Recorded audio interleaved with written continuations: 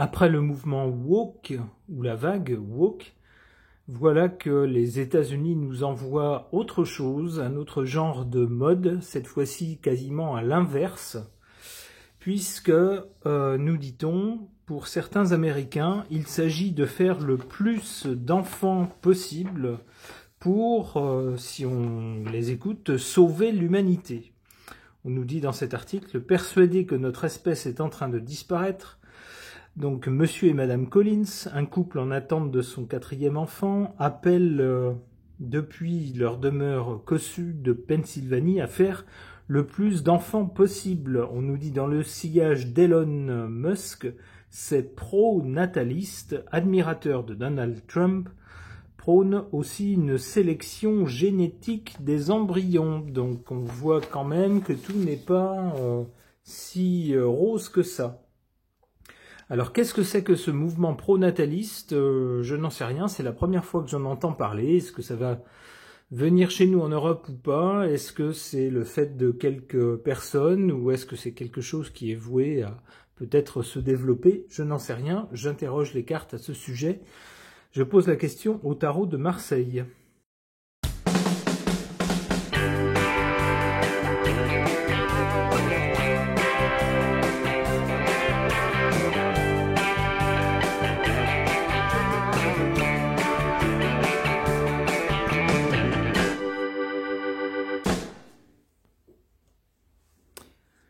À l'origine de ce mouvement pro-nataliste, on voit ici la carte de la Lune qui peut représenter la maternité, donc le fait d'avoir le plus d'enfants possible, on est bien dans le sujet, mais aussi la carte du pays, du peuple, de la nation.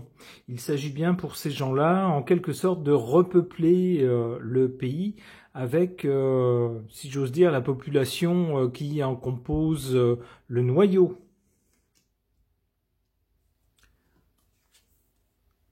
Avec cette carte de l'amoureux, il est question d'un choix à faire. Effectivement, c'est un choix de vie. Vivre une vie à 2 sans enfants ou avec un seul enfant, c'est pas la même chose qu'avoir une dizaine d'enfants, par exemple.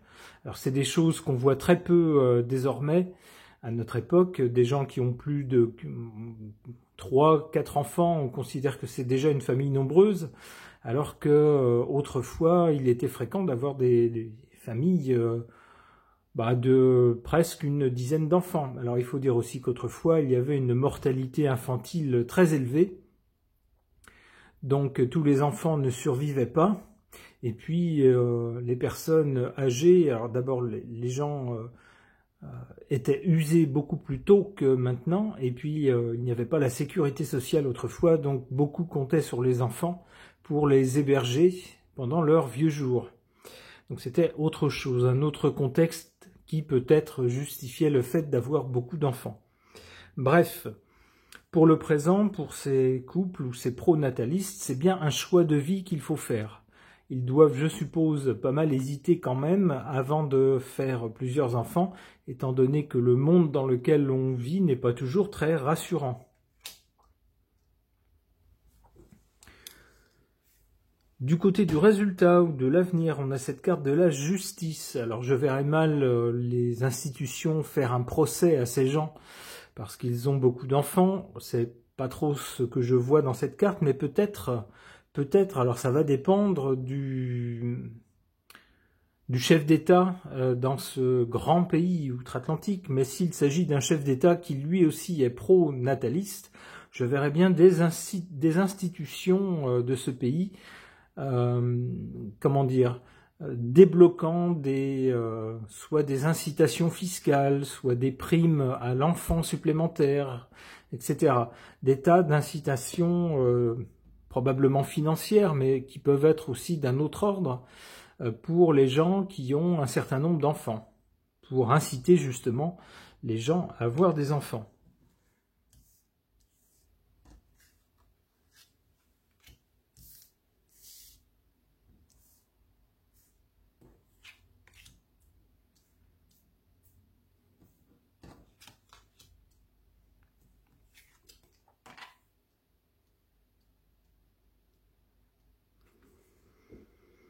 Alors en position faible, concernant ce mouvement pro-nataliste, on a ici l'arcane sans nom, donc la fin des choses.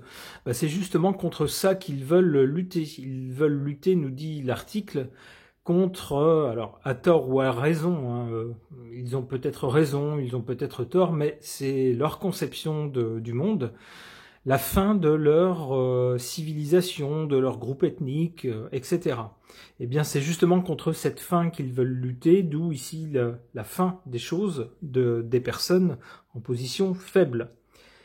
Et c'est fort logique, en position forte, ici, concernant ce mouvement pro-nataliste, on a la carte du battleur, qui est la carte des choses qui commencent, des nouveautés. La nouveauté, ça peut être un nouvel enfant. Avec le battleur aussi, c'est la carte de la jeunesse, des jeunes. Qu'est-ce qu'il peut y avoir de plus jeune qu'un enfant? Donc on est bien ici dans le sujet, et on nous dit que, avec cette carte ici en position favorable, les cartes nous donnent un avis favorable par rapport à ce mouvement pronataliste.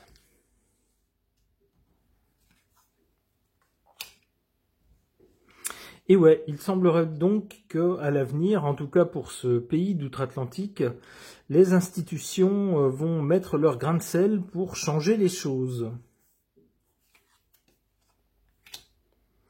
Et que ce sera un bouleversement par rapport à ce qui existe maintenant. Allez, une dernière carte. L'impératrice. Alors l'impératrice répond un peu à la justice. La justice, ce sont des lois. Ce sont vraiment des lois. L'impératrice, c'est ça peut être les infrastructures. Par exemple, toutes les structures pour garder les enfants, les écoles, etc. La prise en charge des enfants, des mères qui, étant enceintes, bien évidemment, ne peuvent pas travailler en même temps, ne peuvent pas toujours forcément garder tous leurs enfants. Tout ça suggère une organisation, une société organisée. C'est ce que représente l'impératrice. On prend les choses en main, on organise, on planifie, on gère. Donc il semble bien qu'à l'avenir, en tout cas pour ce pays, ce mouvement pronataliste est voué, alors si j'interprète correctement les cartes, l'avenir le dira, à engendrer des incitations, on va dire, de la part des institutions, lesquelles vont amener un changement, un gros changement, puisqu'on nous dit que ça va bouleverser les choses, et que tout sera fait en fonction des enfants et de cette politique pronataliste. Ok. Concernant ce mouvement pronataliste aux États-Unis, j'interroge l'oracle des moments mystiques.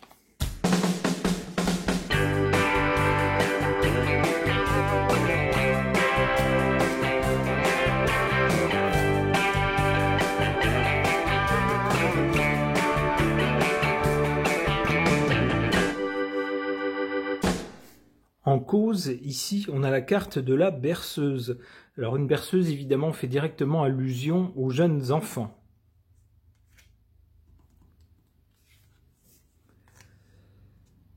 Pour le présent, on nous parle d'un élixir de vie, effectivement. Si on veut maintenir la vie, une société en vie, contrairement à certains pays où la population décroît, eh bien, il n'y a pas 36 solutions. Alors on peut faire venir des gens d'autres pays, bien sûr, mais de la part du pays lui-même, il faut faire des enfants.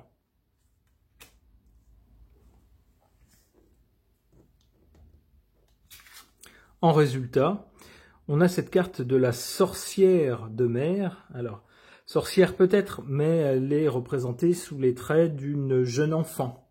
On le voit. Alors, une enfant un peu particulière, avec des traits qui changent des représentations traditionnelles.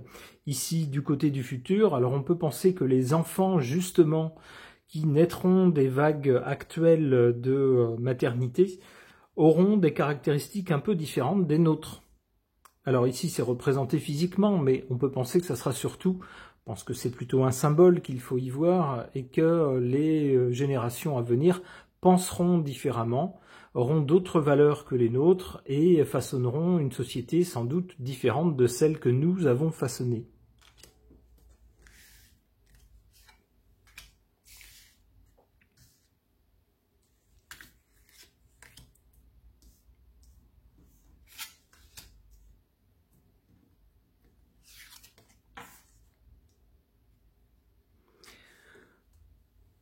En position faible, concernant ce mouvement pro-nataliste, on voit cette carte de ce qui est échoué, un navire qui est échoué, qui n'avance plus.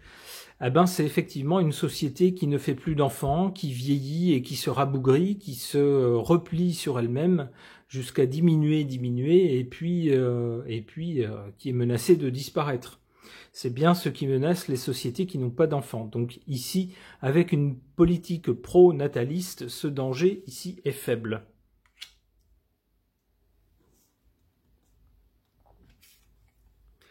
En carte forte, favorable, on a cette carte qui nous dit comme un oiseau. Alors un oiseau, il fait quoi? Ben, il s'envole.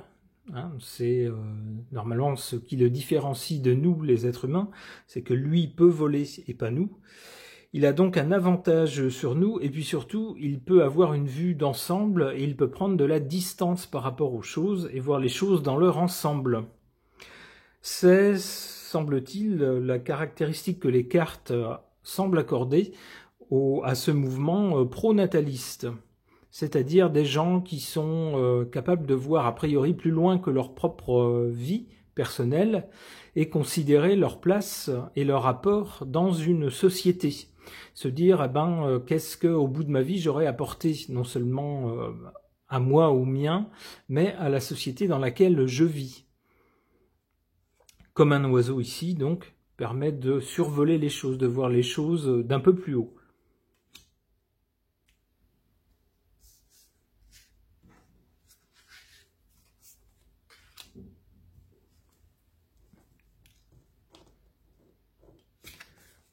Pour l'avenir, donc les générations à venir, issues de ces mouvements pronatalistes, ici on voit des générations d'enfants un peu différents, mais on nous dit tout est connecté. Donc il est possible que ces enfants auront une vision beaucoup plus globale, plus générale que la nôtre. Nous voyons, nous, notre petite vie, notre petite unité, on va dire notre communauté ou notre pays, eh bien ici, avec cette carte qui nous dit que tout est connecté, c'est-à-dire tout est relié à tout le monde, partout, tout le temps. C'est encore une mentalité que nous n'avons pas encore, mais que probablement les enfants à venir auront. Difficile, bien sûr, de se battre contre des gens avec lesquels on se sent connecté, par exemple.